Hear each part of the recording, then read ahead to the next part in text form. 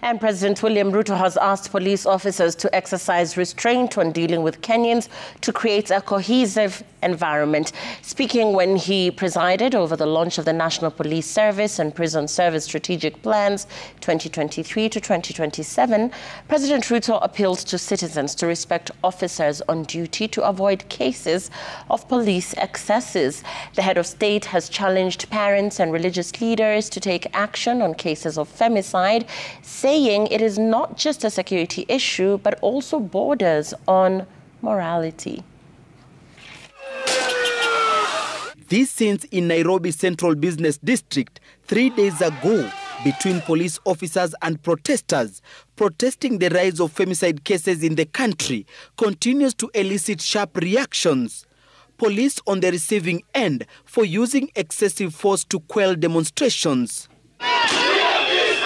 Similar scenes were witnessed during the anti-government protests between June and August.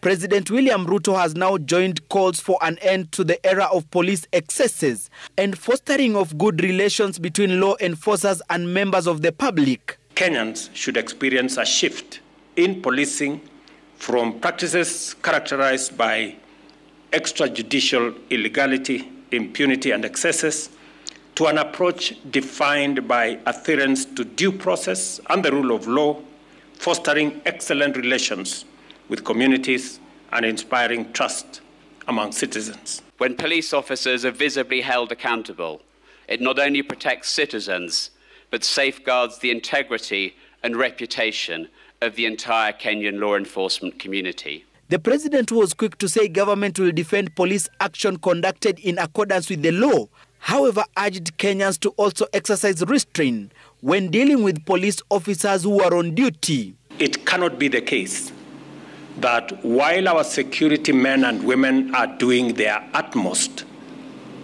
they are being attacked, they are being vilified, they have no support. It cannot work.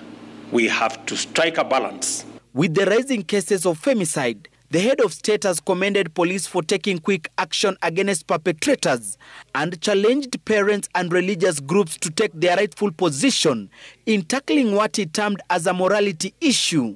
As parents, me being one of them, as citizens, the religious community, we must step up because there is a moral issue around what is going on in that space. President Ruto, who was speaking during the launch of strategic plans for the National Police Service and Correctional Services, affirmed his commitment to ensure matters welfare, housing, transport are catered for. The prison service will begin leasing their land.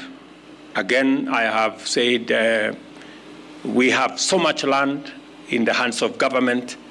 We have seen what commercialization of these lands can do.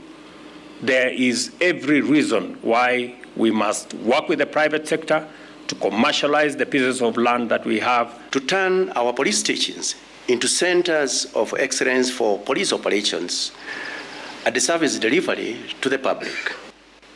To achieve this, priority areas are training, mental health, and fighting corruption within the service. Constructive engagement with citizens is necessary to resolve emerging conflicts in the delivery of police and correctional services. We must seek to promote trust and understanding that will ensure the security of our citizens. The government has pledged to use 28 billion shillings in the modernization program to equip security personnel. Gatete Njoroge, Citizen TV, Nairobi.